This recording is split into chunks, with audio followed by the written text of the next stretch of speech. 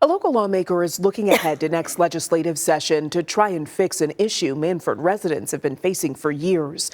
I've brought you several stories this fall listening to Mannford drivers who've been trapped at the Basin Road train tracks. This afternoon, I talked with Speaker-elect Kyle Hilbert to see what solutions could be in store. You're just at their mercy.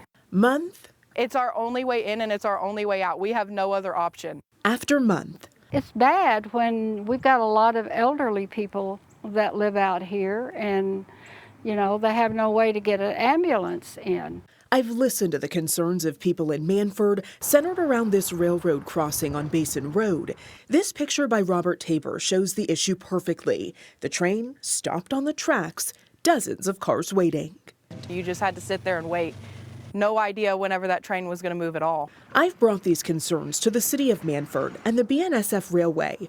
Now to Speaker-elect Kyle Hilbert, who represents the area. This year in particular, it seems like every 5 or 6 weeks a train has been breaking down and blocking the crossing at the railroad track. We were there in October when more than 100 people showed up to a community meeting Hilbert hosted.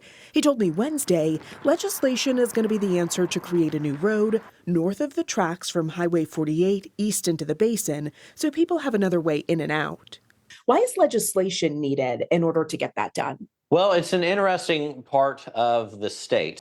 The northern part of the basin is in Pawnee County. The basin itself is in Creek County, and the railroad is in the city of Mannford. So you have a situation where you have a city, you have 2 different counties, and it would be very easy for everybody to kind of point at someone else and say, oh, that's someone else's problem. So I believe this is a great opportunity for the state of Oklahoma to step in and provide funding, because really that's what's critical to make this work.